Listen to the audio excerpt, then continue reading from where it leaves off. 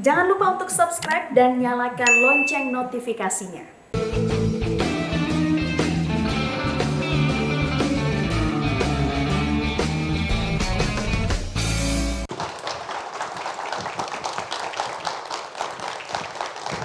Selama ini banyak di antara kita yang mengeluh atas cobaan hidup yang kita alami.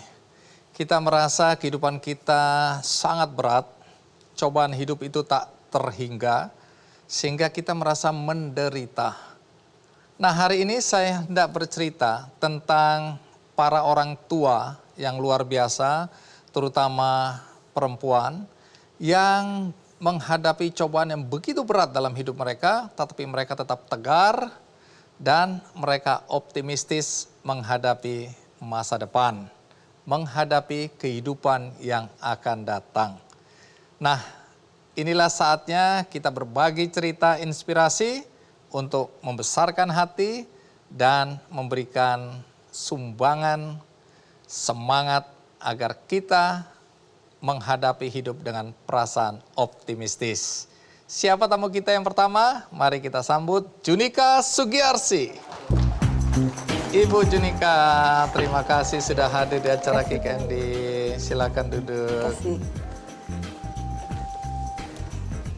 Ibu Junika, saya dengar Ibu dikaruniai 4 anak. Iya, betul. 3 diantaranya anak istimewa. Iya. Nah, bisa cerita tentang 3 anak Ibu ini? Anak pertama saya Muhammad Arif. Dia didiagnosa sebagai penyandang ADHD. Dan putra kedua saya itu Muhammad Irfan Prasetyawan, penyandang Down syndrome. Sedangkan putra ketiga Tri Anissa Nawangsari, seorang perempuan, dia alhamdulillah bukan berkebutuhan khusus. Putra bungsu saya Muhammad Ilham Ramadan didiagnosa PDD-NOS pada awalnya. Baik, jadi Tuhan mempercayakan 3 anak istimewa ini dari 4 anak Ibu yang berkebutuhan khusus. Kalau boleh tahu berapa usia anak pertama, kedua, ketiga, dan keempat? Anak pertama usianya 23 tahun, anak kedua itu 20 tahun, tahun ini 21, anak ketiga 18 tahun, dan anak bungsu 12 tahun, mau 13. Saya tidak bisa membayangkan karena saya tidak mengalami, tapi kalau melihat perjalanan hidup Bu Junika ini menurut saya luar biasa. Luar biasanya adalah dari 4 anak, 3 berkebutuhan khusus, kemudian suami kena stroke. Tapi yang membuat banyak orang tercengang dan tidak habis pikir, bagi orang biasa menghadapi situasi seperti ini aja sudah mungkin tidak tertahankan, berat sekali.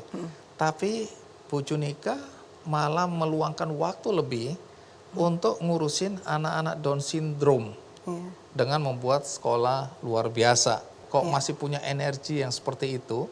Di tengah beban, tanda kutip, beban hidup yang sudah menghimpit, memiliki anak-anak berkebutuhan khusus tadi ya. Tapi nanti ceritanya, sekarang kita simak dulu tayangan berikut ini.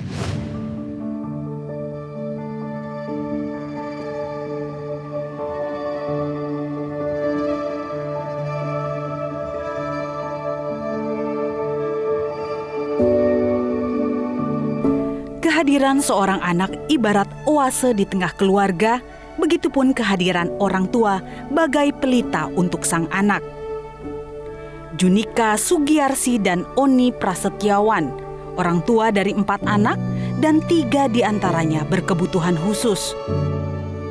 Muhammad Arif, si sulung yang mengalami ADHD, sebuah gangguan mental yang menyebabkan ia sulit memusatkan perhatian. Muhammad Irfan, anak kedua Down syndrome.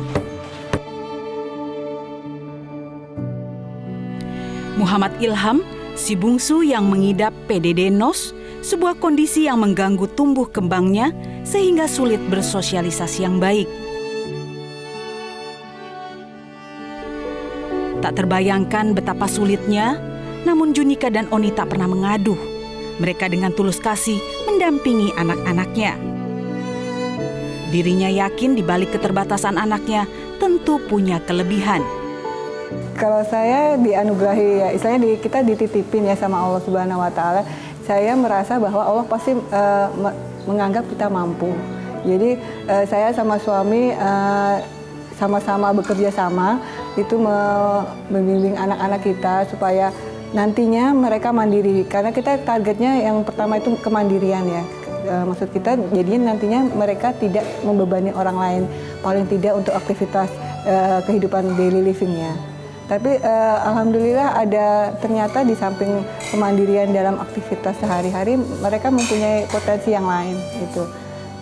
Dan saya menganggap itu semua adalah titipan yang saya pikir Allah tuh pasti menganggap kita mampu, ya saya menjalaninya bersama dengan suami saling support. Alhamdulillah tidak terlalu berat kalau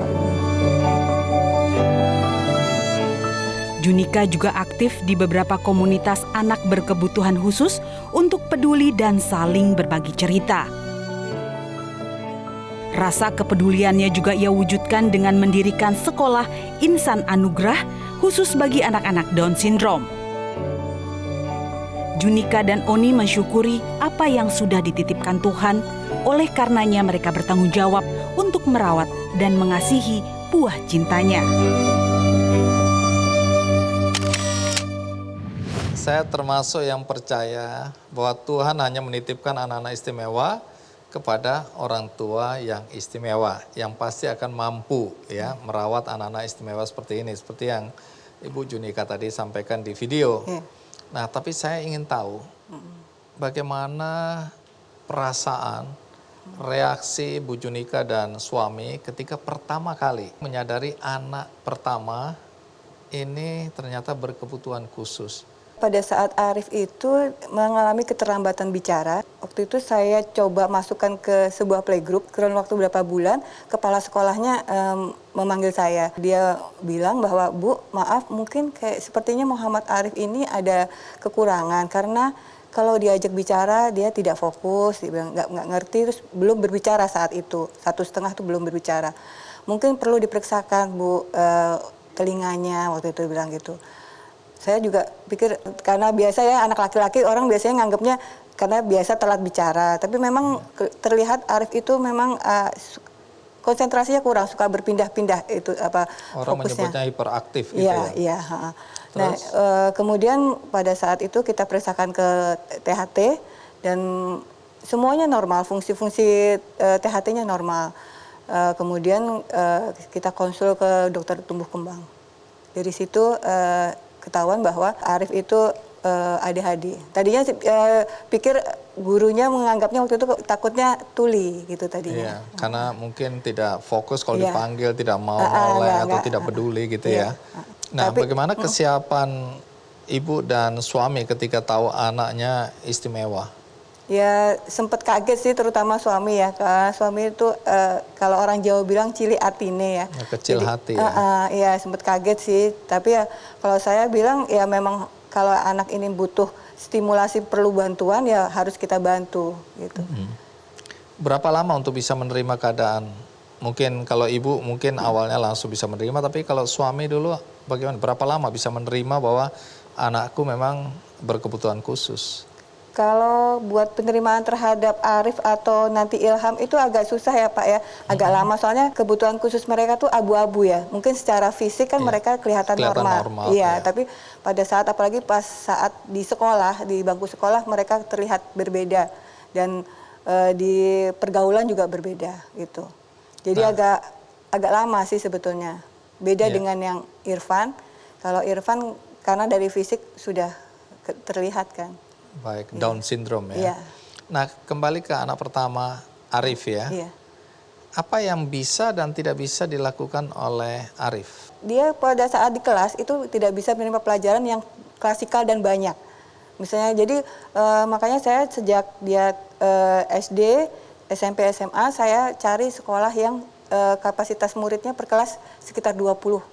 Jadi swasta, jadi saya masukkan di swasta. Sehingga gurunya bisa juga fokus. Soalnya dia kalau misalnya diterangin lama-lama dia nggak ngerti. Harus setelah selesai gurunya mendatangin dia menjelaskan secara langsung. Gitu. Jadi itu yang yang terjadi pada Arif anak pertama. Iya. Kemudian lahirlah anak kedua, Iya. Irfan. Iya. Irfan mengalami Down syndrome. Down syndrome. Iya. Mungkin sebagian orang nggak tahu apa yang bisa dilakukan atau tidak bisa dilakukan oleh seorang anak dengan Down syndrome. Down syndrome itu termasuk kategori disabilitas intelektual ya. Jadi memang kemampuan intelektualnya di bawah rata-rata. Dia juga perlu saat itu biasanya ada gangguan-gangguan di kesehatan. Jadi saat itu saya harus cek mata, penglihatan, pendengaran, juga jantung karena banyak yang bermasalah. Setelah dicek semua itu dia dulu juga terlambat dari duduk, tengkurap itu terlambat semua. Irfan juga baru bisa jalan setelah usia 3 tahun. Baik, ini kalau cara berpikir orang-orang ya, melihat ibu punya 2 anak istimewa seperti ini. Yang satu ADHD, yang satu Down syndrome. Kemudian Ibu Junika dan suami akhirnya punya 1 lagi anak.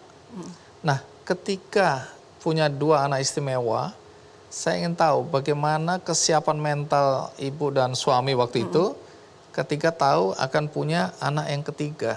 Ada nggak ketakutan bahwa anakku akan sama juga atau akan mengalami masalah yang kurang lebih seperti kakak-kakaknya? Ada. Jadi waktu itu saya menjalani tes. Pada saat kehamilan usia sekitar 20 minggu, saya tes. Dari istilah kedokterannya saya lupa itu apa. Jadi pada saat hamil Nisa dicek. Terus jadi dilihat, menurut dokter? Dilihat, jadi dia mengukur ketebalan, biasanya ketebalan belakang leher itu katanya kalau Down syndrome kan ini. Alhamdulillah sih waktu itu dicek semua normal. Selama masih di kandungan, Iya, janin? masih 20 minggu. 20 minggu. Iya. Nah, lahirlah kemudian anak ketiga, Iya. perempuan, Iya. namanya Nisa. Iya. Kondisinya bagaimana? Alhamdulillah Nisa lahir normal waktu itu di Cilegon, dia malah ditolong oleh seorang bidan, dia di sana lahir dan berat badannya termasuk besar waktu itu 3,8 dia lahir dan ya seneng sih soalnya memang ditunggu-tunggu perempuan. Oh, perempuan ditunggu-tunggu dan lahirnya tanda kutip nih normal gitu ya. Ya, sebetulnya waktu itu juga belum tahu Pak, belum berani waktu lahir. Deg-degan itu menunggu perkembangan dari anak ketiga ini ya. Kemudian datanglah anak keempat. Jadi ketika memutuskan punya anak lagi, adakah pertimbangan khusus ya? Sekali lagi karena 2 kakaknya itu berkebutuhan khusus. Nomor 3 tidak. Nah, waktu ingin punya anak lagi yang keempat, itu apakah sudah dipertimbangkan secara mental kalau saja anakku yang keempat ini ternyata istimewa juga? Kalau boleh saya cerita tuh sebetulnya bonus ya Pak ya. Saya sebetulnya bonus, jadi tidak direncanakan? Saya waktu itu pakai KB Pak. Oke. Tapi jadi sempat saya tuh bingung sebenarnya setelah anak kedua tuh saya sempat mau bilang dok saya udah KB. Enggak Bu, anak ibu masih 2 laki-laki semua. Ya udah Nisa. Setelah lahir Nisa saya juga udah bilang dok sudah saya udah cukup 3. Saya bilang udah ada perempuannya. Enggak Bu, enggak apa-apa. Ternyata KB juga saya bisa hamil lagi gitu dok. Oke, lahirlah Ilham. Ilham ini anak keempat. Iya. Nah, Ilham ternyata anak istimewa, berkebutuhan khusus. Kalau Ilham, kenapa? Ilham sampai sekarang sebetulnya masih butuh terapi ya. Dia diagnosa awal itu PDD-NOS, tapi seiring berkembangnya waktu jatuhnya ya masuk ke dalam ranah autis juga, sedikit ada autis karena fokusnya sangat jelek, itu kan fokusnya jelek, rentang perhatiannya juga, kontak matanya juga kurang.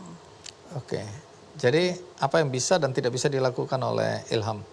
Sebetulnya kalau buat aktivitas sehari-hari dia bisa semua, kemandirian bisa, cuma di akademiknya, karena dia fokusnya itu kurang itu. Jadi agak susah, dan bicaranya dia belum lancar. Bicara inisiatif sendiri nggak ada, harus kalau ditanya, alhamdulillah udah bisa jawab. Nah, Ibu pernah tanya nggak ke dokter atau ke ahli, kenapa di antara 4 anak ini aku melahirkan anak yang istimewa, yang berkebutuhan khusus? Enggak pernah. Tidak pernah. Tidak pernah juga ada keinginan cari tahu gitu Enggak. ya? Saya bilang ya udah ini berarti udah titipan sama Allah, dititipkan kepada saya. Harus disyukuri semuanya. Ada waktu di mana suami yang mungkin down ya, merasa ya apapun juga kan kita tahu bahwa kalau punya anak istimewa seperti ini kan membutuhkan mental yang kuat. Nah betul itu ya, suami pernah masuk rumah sakit karena stres, kemudian kena stroke.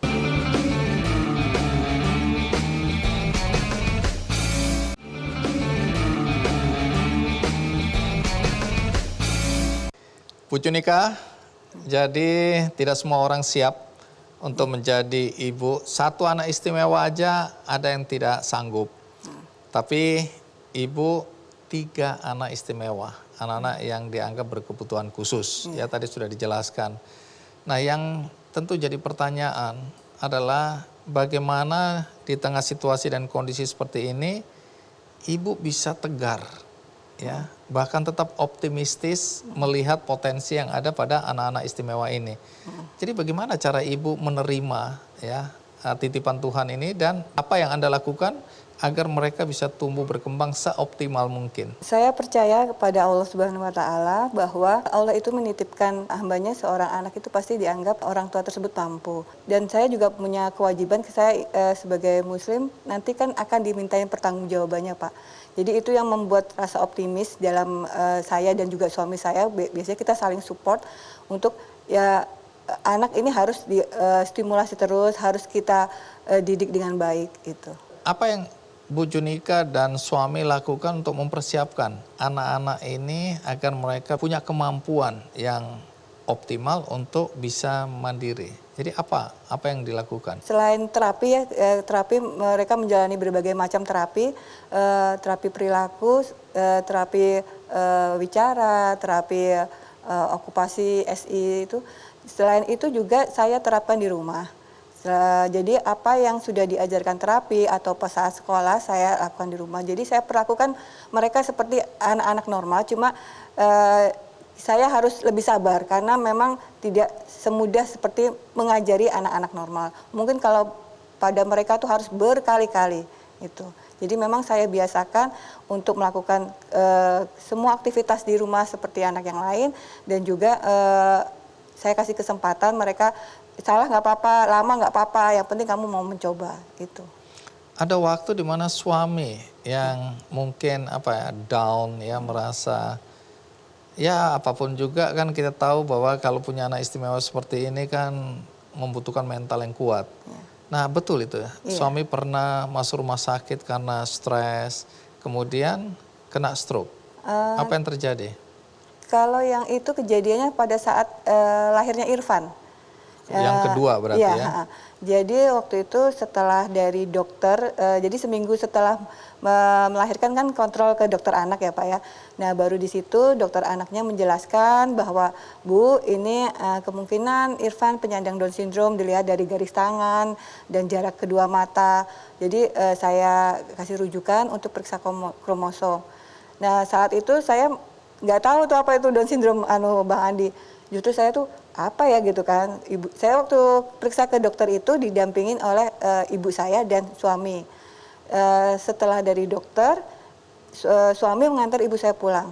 Di tengah perjalanan saya pulang ke rumah. Jadi ngantar ibu saya ke rumah kakak saya. Di sepanjang perjalanan tuh suami diem banget kata ibu saya gitu. Jadi nggak banyak ngomong. Ternyata habis itu nggak lama 2 minggu dirawat di rumah sakit. Jadi tidak ada hal-hal, semua cek lab semua normal gitu kan. Ternyata memang suami bilang kepikiran akan hadirnya Irfan. Berpikirnya kalau suami itu gimana nantinya saudara-saudaranya dengan kondisi Irfan seperti itu. Dalam situasi seperti ini sebagai seorang perempuan bagaimana Anda menguatkan diri Anda sendiri? Kalau saya gini Pak, kalau misalnya suami istri salah satunya sudah down, salah satunya harus bangkit. Saya bilang kalau saya ikut down, gimana anak-anak gitu kan? Anak-anak nanti bagaimana? Padahal mereka masih perlu, waktu itu masih perlu bantuan kita. Jadi makanya itu yang membuat saya harus kuat gitu. Bu Juni nggak malu ya untuk memperlihatkan anak ini anakku, anak istimewa, tapi tidak ada perasaan rendah diri atau malu gitu ya? Kadang-kadang memang ada Pak, dapat perlakuan yang agak ini menyinggung ya. Pernah juga ada seorang teman yang ngomong, wah Jun, anakmu yang normal cuma satu ini ya, bilang gitu ya. Tapi saya pikir itu mungkin karena ketidaktahuan mereka aja. Dan saya takutnya juga mungkin kalau saya di posisi dia juga mungkin bisa aja berperilaku seperti itu gitu kan, saya bilang. Mereka nggak tahu aja, saya bilang. Nah, Anda punya satu anak perempuan, Nisa, yang maaf normal gitu ya. Yang saya dengar Anda persiapkan juga untuk mengambil alih tanggung jawab jika suatu hari kelak, misalnya Anda dan suami tidak ada. Saya nggak tahu apa yang Anda persiapkan untuk Nisa. Karena sebagai anak perempuan, dia pasti juga harus menghadapi kenyataan, dilihat oleh teman-temannya atau oleh lingkungan bahwa dia punya 2 kakak yang spesial dan 1 anak yang juga spesial. Bagaimana Anda mempersiapkan Nisa untuk menghadapi kenyataan bahwa dia punya saudara-saudara yang berkebutuhan khusus? Saya sering diikutkan kakak dan adiknya di kegiatan Nisa. Jadi saya coba kenalkan adik dan kakaknya setiap kegiatan bersama teman-temannya Nisa. Jadi saya juga sekalian menginfokan, mengedukasi teman-temannya bahwa ini anak berkebutuhan khusus. Selain itu saya juga persiapkan kakak dan adiknya itu mandiri, paling nggak buat aktivitas sehari-hari. Agar saya bilang ke Nisa, nantinya paling nggak kamu hanya mengawasi saja, kamu tidak perlu menyuapi, memandikan atau memakaikan pakaian gitu. Nah, Nisa sudah ada di sini bersama kita nih ya, Bu Juni. Nisa, kalau ada orang-orang tanya bagaimana kamu menjelaskan tentang saudara-saudaramu? Sebenarnya selama ini sih belum pernah ada yang nanya ya, tapi kalau ngelihat saudara-saudara saya juga mereka biasa aja gitu, kalau misalnya diajak ngobrol ya udah ngobrol aja. Nah, Nisa, ini kan ibu, ayah seakan menyiapkan kamu untuk mengambil alih tanggung jawab kalau suatu hari ayah dan ibu pergi. Seberapa siap kamu menghadapi atau menerima tanggung jawab ini? Cukup siap sih, soalnya tanggung jawabnya juga tidak berat karena saudara-saudara saya sudah dilatih dan diterapi sejak kecil, jadi saya tidak perlu menanggung yang terlalu berat, misalnya seperti tadi yang harus dituntun semuanya. Jadi kamu siap ya? Oke. Nah, kamu siap, tapi apakah calon suamimu nanti akan siap? Ya, Bu Juni, saya dengar Bu Juni juga mempersiapkan Nisa kalau nanti punya suami yang bukan saja bisa menerima Nisa, tapi juga bisa menerima 3 saudaranya. Apa betul Anda mempersiapkan Nisa sampai sejauh itu? Kalau saya mungkin siapa yang dekat sama Nisa, temennya ya sebaiknya dibawa ke rumah, kenalan dengan kakak dan adiknya. Jadi sebelum dekat, jadi sudah tahu kondisinya. Jadi istilahnya udah harus siap dengan kondisi kakak dan adiknya Nisa. Kembali ke Bu Juni ya, kan tidak banyak orang tua yang siap menerima ya. Mereka ya memang walaupun tadi saya sebutkan bahwa Tuhan tidak menitipkan anak istimewa pada keluarga yang tidak istimewa. Nah, tapi kan tidak semua orang setegar atau sekuat Bu Juni. Jadi mungkin ada yang bisa disampaikan untuk membangkitkan semangat buat para orang tua, terutama para ibu yang mungkin punya cobaan hidup seperti Bu Juni. Jangan patah semangat. Jangan menutup diri. Iya, jangan menutup diri.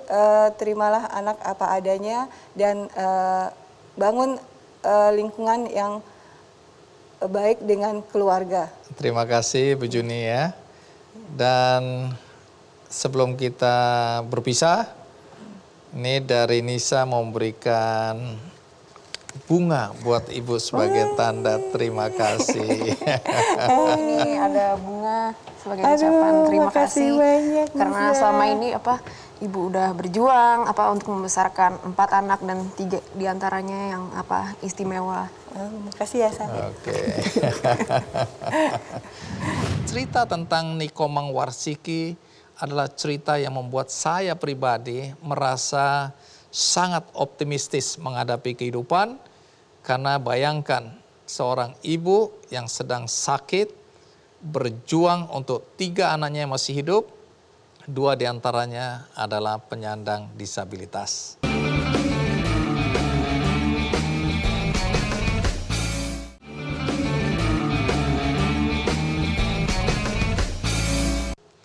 Nah, tadi saya sudah cerita sedikit tentang seorang ibu. Dia adalah orang tua tunggal karena suaminya meninggal karena penyakit. Dan kemudian dia harus membesarkan 4 anak, tapi 1 dipanggil Tuhan, 3 anaknya sekarang dibesarkan seorang diri, 2 diantaranya adalah anak istimewa karena mereka berkebutuhan khusus. Secara fisik tidak sempurna, tapi perjuangan ibu ini luar biasa. Nanti saya akan ceritakan. Beliau saya undang ke sini, tapi karena kesehatan tidak bisa datang dari Bali.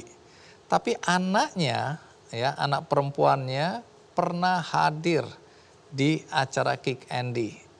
Dengan segala keterbatasannya di atas kursi roda, dia menunjukkan keterampilan yang luar biasa. Dan sejak saat itu persahabatan saya dengan 2 anak istimewa ini berjalan sampai sekarang. Kami sering berkomunikasi melalui WhatsApp. Dan yang membuat saya kagum adalah setiap pembicaraan 2 anak istimewa ini dengan saya, semuanya dalam nuansa optimistis, dalam nuansa kegembiraan. Tidak ada keluhan, tidak ada pernah sekalipun mereka meratap atau meratapi nasib. Yang adalah mereka menceritakan apa yang sedang mereka lakukan. Ada yang menunjukkan hasil lukisannya dan saya adalah pengagumnya. Dan juga satu lagi menceritakan betapa bahagianya dia dengan buku-buku yang ditulis karena dia sangat produktif. Nah, ini adalah cerita tentang seorang perempuan bernama Nikomang Warsiki yang memiliki 3 anak sekarang ini. Dan cerita tentang Nikomang Warsiki adalah cerita yang membuat saya pribadi merasa sangat optimistis menghadapi kehidupan. Karena bayangkan seorang ibu yang sedang sakit berjuang untuk 3 anaknya yang masih hidup, 2 diantaranya adalah penyandang disabilitas. Bagaimana kisah tentang Nikomang Warsiki? Mari kita lihat tayangan berikut ini.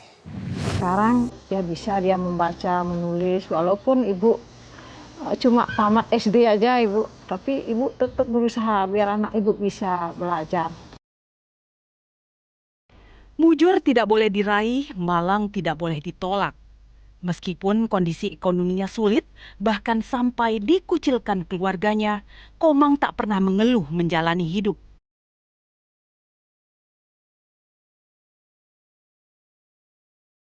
Kini, Agus dan Winda telah menjadi pribadi yang luar biasa. Meskipun dalam keterbatasan, mereka memiliki kelebihan. Saat ini, Agus menjadi penulis buku dan telah melahirkan 4 buah buku yang laris di pasaran.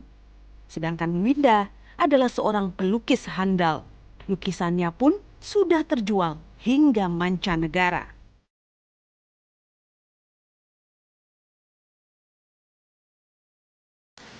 Ibu sendiri, khususnya pribadi, ibu sendiri, ibu merasa bangga dan bersyukur mempunyai anak yang mau belajar. Walaupun dengan keadaannya terbatas, dia selalu berjuang dan selalu mengingat teman-temannya, umumnya ya teman-temannya yang sakit seperti dia. Ya, itu. Cuma ibu bersyukur gitu. Itu tadi cerita tentang Nikomang Warsiki di Bali. Ini saya baru dapat kiriman dari Agus, ya dititipkan lewat tim Kick Andy yang meliput. Judulnya Aku dan Muskular Distropi. Nah, ini buku yang terakhir yang dia karang dan Agus sangat produktif. Begitu juga Winda, setiap kali ada kegiatan baru, terutama lukisan-lukisan yang sudah jadi, dia akan memberi kabar pada saya. Ada waktu di mana saya bilang boleh nggak kalau teman-teman saya membeli lukisan Winda. Ada sebagian yang boleh, ada sebagian yang sudah terjual. Bahkan dalam proses melukis sudah dibeli orang. Jadi begitulah kisah tentang Nikomang Warsiki, perempuan yang berprofesi sebagai tukang pijat dengan pendapatan 500.000 sebulan. Tetapi kita bisa belajar banyak karena dia adalah orang tua, guru, dan juga menjadi pembelajar bagi kita semua. Jadi Anda dibawa ke dukun, bukan ke dokter. Iya, dibawa ke Sehingga dukun. terlambat dan akhirnya tidak bisa melihat sama sekali. Ya,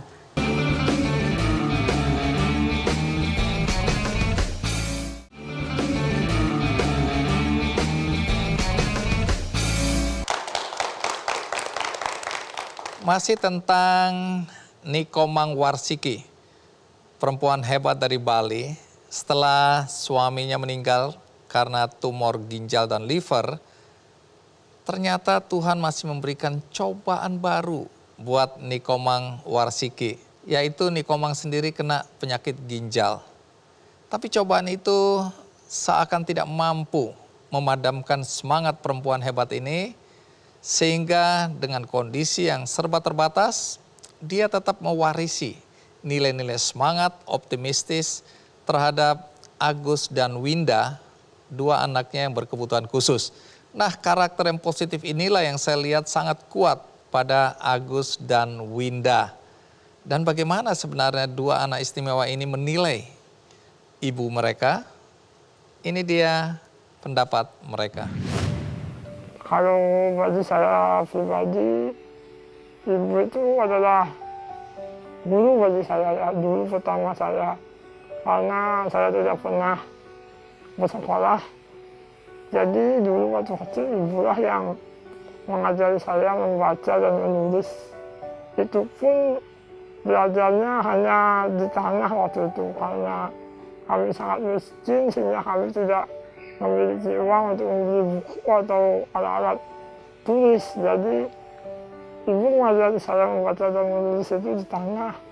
Tanah sebagai kertasnya dan sapu lidi sebagai pensilnya. Begitu dulu.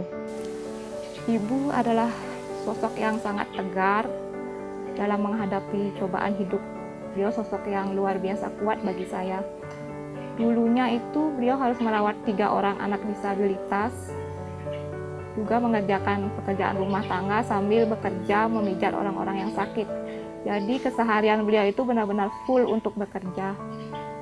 Ditambah lagi ketika almarhum ayah saya jatuh sakit dan akhirnya juga lumpuh, beliau sendirian juga yang merawat beliau. Jadi beliau adalah ibu yang luar biasa kuat bagi saya. Kalau tidak ada ibu, tentu saya tidak bisa seperti sekarang bisa membuat buku dan bisa menggunakan sosial media. Karena tentu saja tanpa ibu, saya tidak akan bisa membaca. Selain itu bagi saya, menurut saya ibu adalah sosok wanita yang kuat dan tangguh. Karena ibu mengalami banyak sekali masalah kesehatan, tetapi beliau selalu kuat dan berusaha bangkit agar bisa mengurus semua anak-anaknya. Ibu adalah wanita yang kuat dan tangguh sekaligus seperti seorang guru bagi saya. Ibu selalu bilang, bagilah kebahagiaanmu kepada orang lain. Dan itu juga adalah harapan saya. Jadi selama saya masih bisa berkarya, selama saya masih hidup, saya ingin berbagi dengan karya-karya saya untuk sesama. Apalah gunanya tubuh ini jika tidak digunakan untuk membantu sesama? Itu sama saja seperti mayat kan.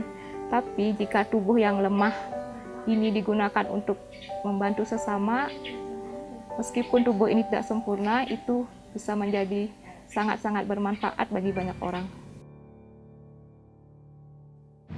Yang paling saya kagumi dari Nikomang Warsiki adalah bagaimana dia bisa mewariskan semangat ketangguhan, kasih sayang, karakter yang baik, cara pandang yang positif kepada Winda dan Agus. Walaupun Winda dan Agus dalam kondisi yang seperti Anda lihat tadi, lihat cara mereka menyampaikan pendapat sangat positif. Saya banyak belajar dari dua anak ini. Dan berikutnya saya akan mengundang sepasang suami istri. Dua-duanya tunanetra, tapi mereka mampu mendidik anak mereka, bahkan sampai ke jenjang pendidikan yang luar biasa, semuanya sarjana. Siapa tamu istimewa kita hari ini? Mari kita sambut Sukiman dan Partini. Iya, Pak Sukiman, Bu Partini, selamat datang di acara Ki Candy. Ya, selamat Diantarkan ketemu. oleh Yanuar, anak bungsu.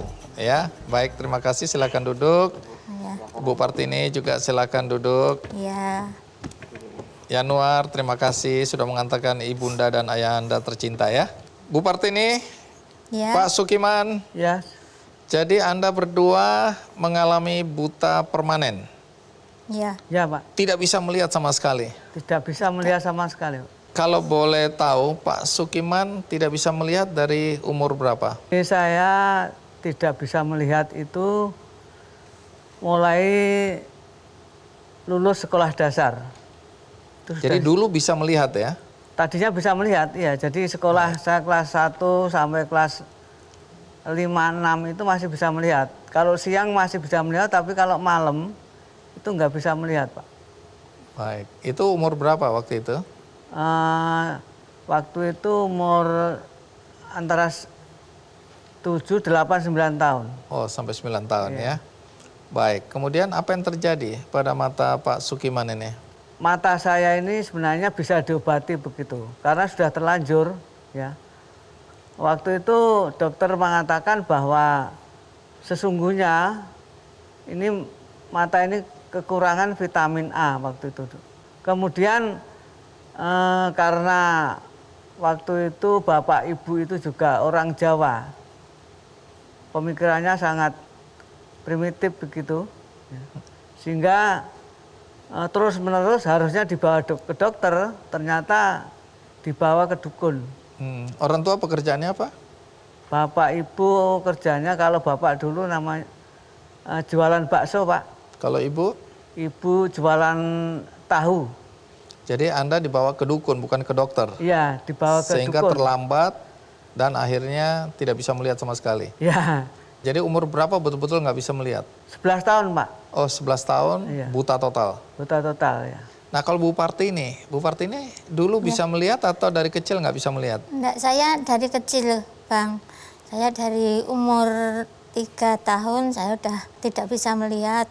Oke, jadi umur 3 tahun Anda udah nggak bisa melihat sama sekali. Ya, Pendidikan terakhir apa ya, Pak Sukiman sama Bu Partini? Kalau pendidikan saya terakhir SLTA, Pak. SMA, oke. Terus kalau Ibu? kalau saya SD, Pak. Berarti waktu bertemu pertama kali antara Bu Partini sama Pak Sukiman masing-masing nggak bisa melihat wajah ya? Iya, enggak bisa. Terus jatuh cintanya gimana itu ya? Siapa yang lebih dulu jatuh cinta? Bapaknya dulu. Pak Sukiman lebih dulu jatuh cinta. Yang menyatakan cinta, ketemunya di mana ya? Itu di panti, Bang. Panti Waktu apa itu ini? Di panti tunanetra gitu. Saya sekolah di situ. Ini di Terus Solo bapak- ya? Ya, bapaknya itu ngajar. Jadi usia perkawinan udah berapa lama? Sudah 41 tahun. Usia perkawinan? Ya. Waktu itu saya kawin muda, Oh, Bang. Ya, oke. 19 tahun saya. 19 tahun menikah. Ya. Pada saat menikah itu memang sudah ada niatan tanpa ada rasa takut memiliki anak, begitu ya? Enggak punya rasa takut. Oke. Sekarang anaknya berapa? 4. 4. Ya. Jadi apa betul? Saya tadi bilang keempat anaknya semua jadi sarjana. Itu betul atau Betul saya salah? sekali. Betul, Pak. Oh, betul sekali. Betul, ya. Omong-omong pekerjaan Pak Sukiman dan Bu Partini apa ya? Pekerjaan saya, Pak, itu waktu tahun 78 saya mengabdikan diri kepada pemerintah, yaitu lewat Departemen Sosial, tapi di bidang pendidikan tunanetra di Surakarta. Tuh. Kalau Bu Partini pekerjaannya Saya cuma ibu rumah tangga, Bang. ibu rumah tangga Iya. yang mendampingi. Iya. Di balik suami yang sukses ada istri yang hebat. Itu kita harus percaya itu ya. Nah, baik, kita akan lanjutkan cerita mengenai pasangan suami istri Pak Sukiman dan Bu Partini. Bagaimana mereka membesarkan anak-anak dengan segala keterbatasan kondisi fisik seperti ini. Dan yang luar biasa lagi adalah bagaimana mereka mendorong anak-anak mereka hingga pendidikannya bisa sampai sarjana. Ikuti terus Ki Candy. Dan anak-anak kelihatannya mengundang Pak Sukiman dan Bu Partini sebagai orang tua untuk hadir di wisuda mereka ya? Iya. Betul, Pak. Mereka nggak malu?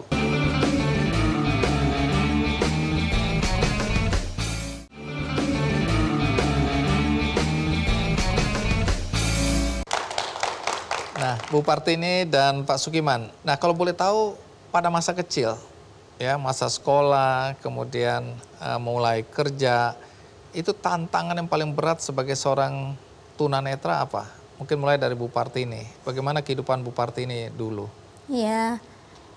Saya waktu mendidik anak paling besar yang nomor 1 itu ya agak berat itu, Bang. Soalnya tidak ada pendamping. Terus kalau pagi itu saya sudah mulai masak, terus mandiin anak itu, setelah itu mencuci. Tapi kan tidak semua perempuan ya, apalagi dengan keterbatasan penglihatan bisa menjadi orang tua yang baik bagi anak-anaknya. Nah, kalau Bu Partini sendiri apa yang Bu Partini lakukan untuk mewariskan nilai-nilai kebaikan kepada anak-anak? Berperilaku baik pada sesama, belajar dengan tekun, supaya tidak ketinggal sama anak-anak orang yang normal begitu. Nah, sebagai suami istri nih Pak Sukiman, Iya, Pak. apa tantangan terberat yang dihadapi dalam mengasuh anak-anak, 4 anak bahkan? Tantangan yang kami hadapi ketika kami mengasuh anak-anak, itu yang pertama, Pak. Waktu itu kan saya masih tenaga honor ya, Pak, di panti saya itu. Sehingga kami harus mencari tambahan penghasilan. Dengan cara apa itu? Dengan cara kami memijat, Pak. Oke, Memijat. jadi tukang pijat. Baik, sebelum kita lanjutkan, ada baiknya kita simak dulu tayangan berikut ini.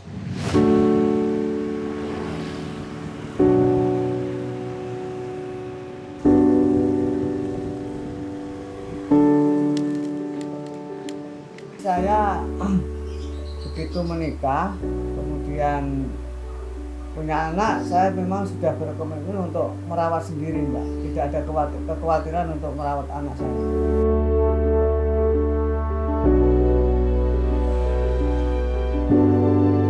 Pas waktu itu anak saya itu lahir itu pulang dari rumah bersalin itu, sebetulnya mau diminta bule saya mau dirawat aja, saya nggak boleh. Saya rawat sendiri di asrama itu, ya tinggal sendiri.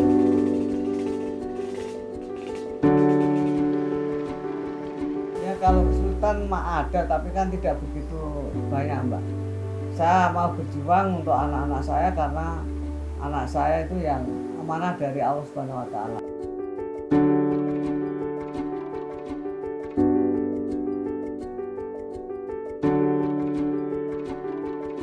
Saya menilai orang tua walaupun dengan keterbatasan kok bisa seperti itu, dan saya merasa bangga karena dari saya lahir sampai seperti ini ya, itu orang tua saya yang merawat sendiri. Itu saya enggak meragukan saya seperti ini karena siapa gitu. Ini buktinya seperti itu. Sosok beliau adalah orang pahlawan ya, pahlawan di keluarga kami, seorang ayah yang banting tulang luar biasa.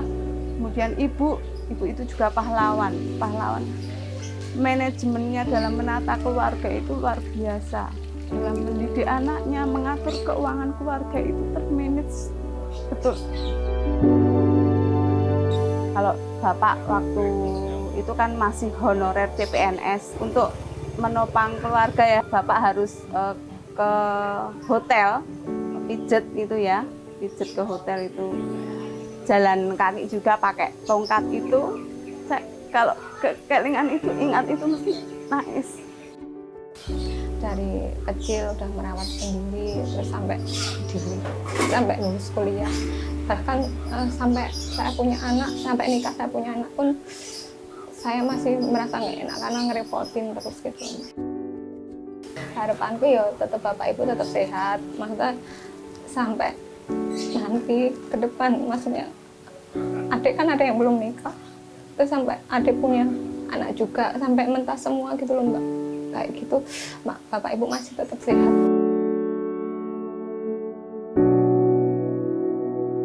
Ya, kalau saya ya pokoknya kalau anak-anak sudah sukses aja tuh udah senang.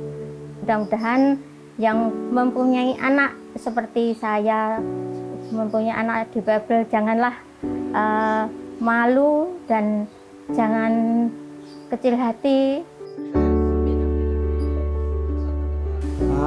Saya berpesan kepada saudara saya, khususnya tunanetra di seluruh Indonesia, janganlah pantang menyerah. Kalau Anda semuanya punya anak, tetap kita diamanai oleh Allah untuk berjuang sampai bisa mengantarkan anak-anak.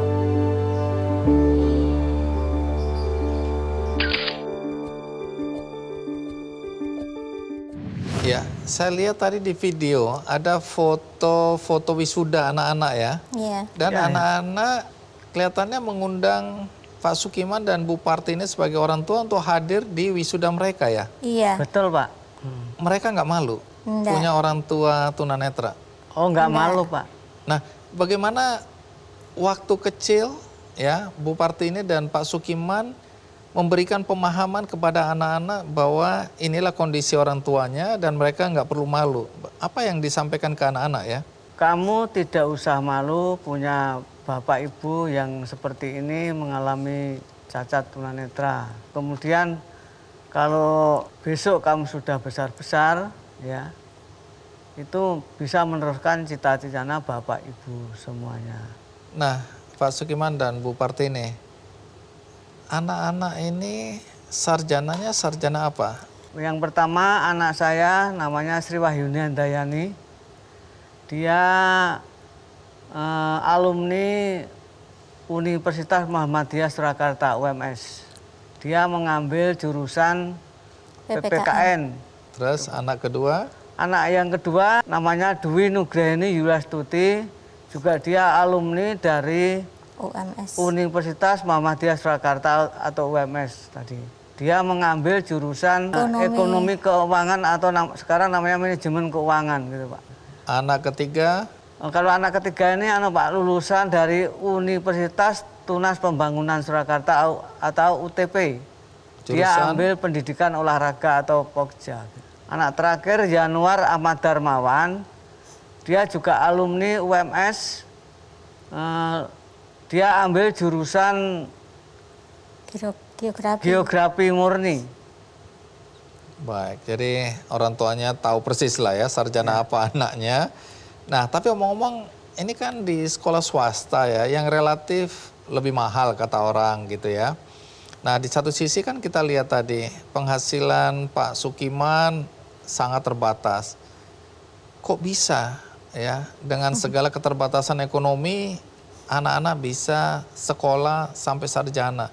Walaupun tadi saya sempat dengar bahwa ada anak yang bilang ibu adalah pahlawan yang mampu memanage keuangan sehingga semuanya bisa bisa seperti sekarang. Tapi bagaimana caranya ngakalin uang yang maaf kesan saya itu sedikit sehingga bisa membiayai anak-anak sekolah ya? Ya begini Bang Andi, bapaknya itu gajinya ya tidak begitu banyak, tapi saya harus menyekolahkan anak-anak itu, SK-nya itu harus disekolahkan di bank begitu. SK apa yang disekolahkan? Biar pinter sekolah SK-nya. SK itu surat keputusan apa ini? Oh, kepegawaian ya? Ya. Oh, jadi SK-nya Pak Sukiman berarti ya, karena kerja ya? Oh, itu disekolahkan di bank. Itu tanda kutip digadaikan. Oh, jadi itu digadaikan. Terus dapat pinjaman dari bank. Iya, begitu. Dengan itulah digunakan untuk menyekolahkan anak-anak. Iya. Berarti SK-nya udah pinter banget, pasti disekolahkan terus itu ya? Sekolah terus itu. Untuk merehab rumah atau disekolahkan lagi. Untuk membelikan sepeda motor juga dari disekolahkan itu. lagi. Iya, terus itu sampai pensiun ini baru Baru Nerima lulus dia. gaji. Ya, baru lulus. Jadi SK-nya pintar sekali. Oh, dengan cara seperti itu ya. Iya. Walaupun pinjaman bank, tapi itu demi untuk anak-anak ya. Tapi Iya. faktanya itu walaupun disekolahkan bisa diangsur ya Iya, pinjamannya. kan potong gaji itu, Pak. Potong gaji.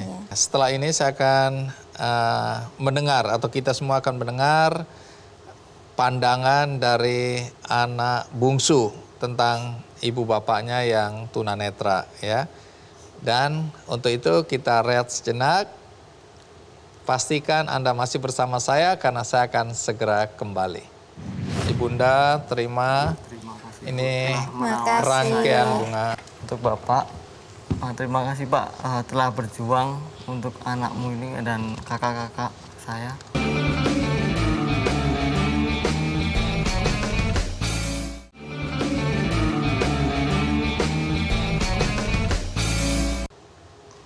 Baik, sebelum kita mendengarkan pandangan anak bungsu terhadap Pak Sukiman dan Bu Partini, saya karena membaca cerita tentang Pak Sukiman dan Bu Partini, saya melihat ada satu hal yang menarik ya, yang disampaikan oleh Pak Sukiman. Pak Sukiman pernah mengatakan, yang saya kutip ya, bahwa Pak Sukiman beruntung punya istri seorang perempuan yang luar biasa, yang terampil mengurus rumah tangga, pandai merawat anak, bahkan ketika Pak Sukiman harus meninggalkan rumah untuk mencari nafkah, istri Anda mampu mengurus rumah dan anak-anak dengan baik. Persisnya bagaimana penilaian Pak Sukiman terhadap Bu Partini sebagai ibu, sebagai istri?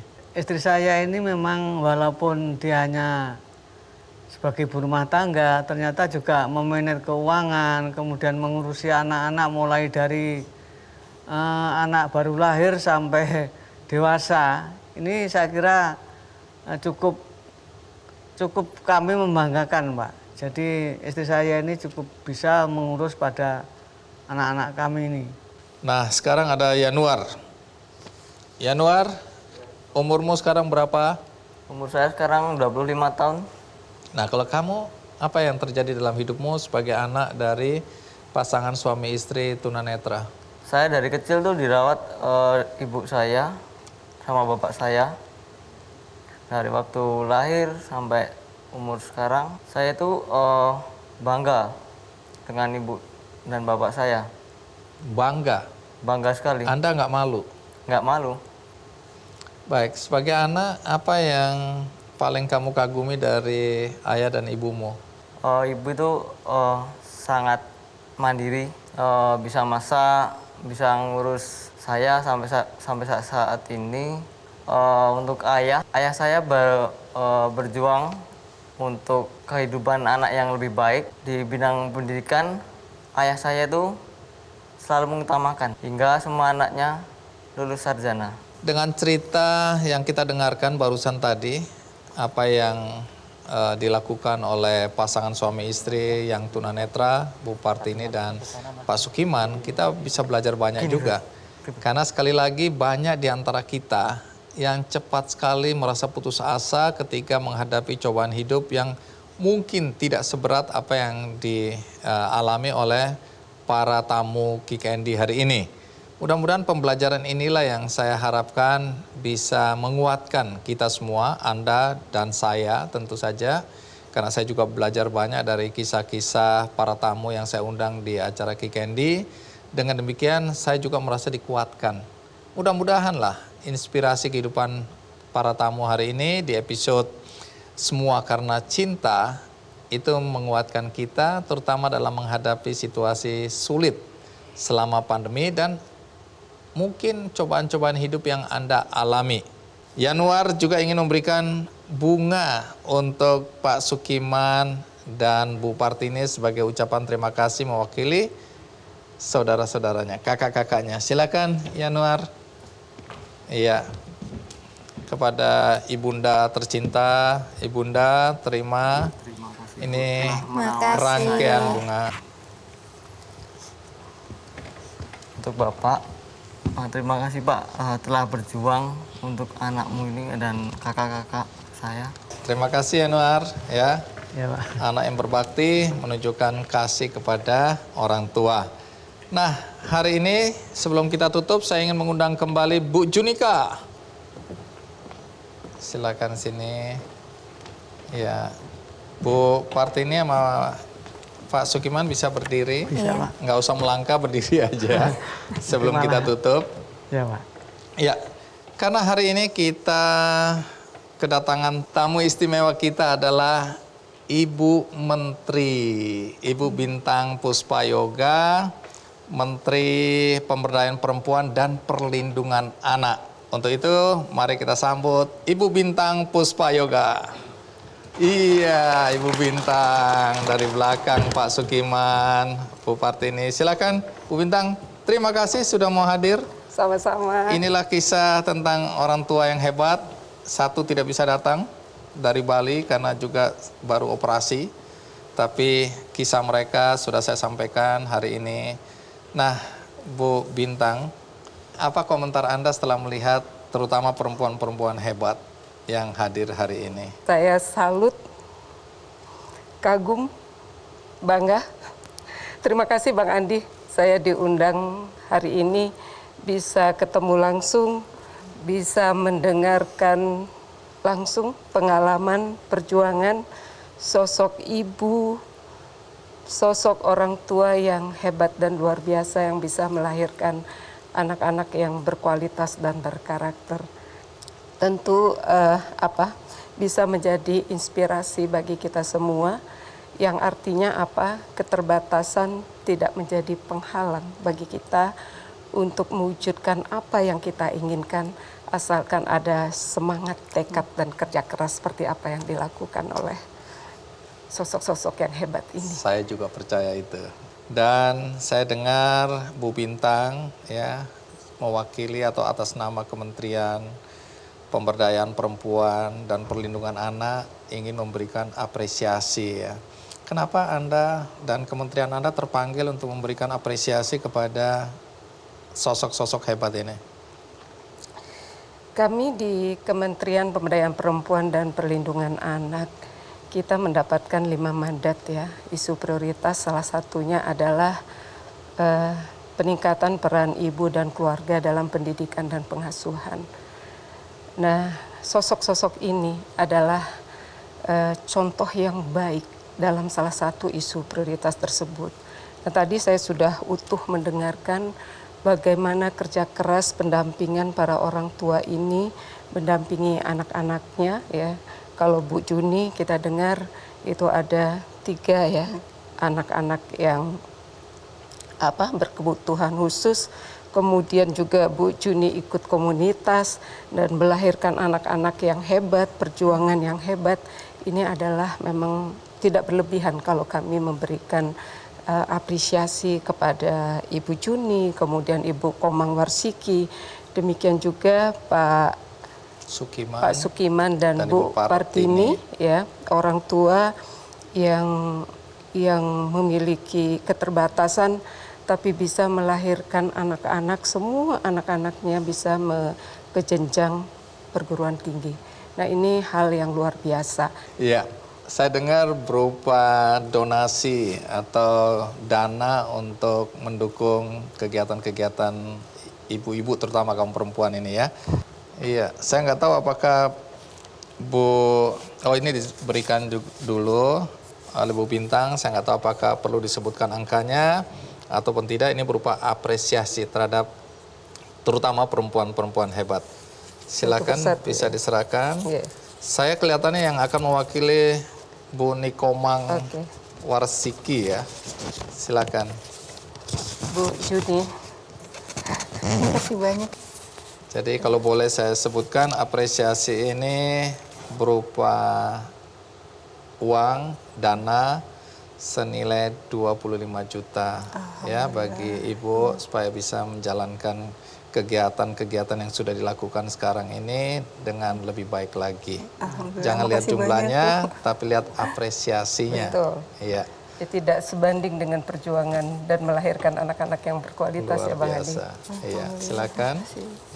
ke Pak Sukiman atau Ibu Partini ya, Pak Sukiman ya, diwakili Ibu ya. Ya, diwakili Ibu ya. Ini karena menterinya pemberdayaan perempuan dan perlindungan anak. Terima kasih. Terima kasih ya Bu. Ya, Semangat. terima kasih.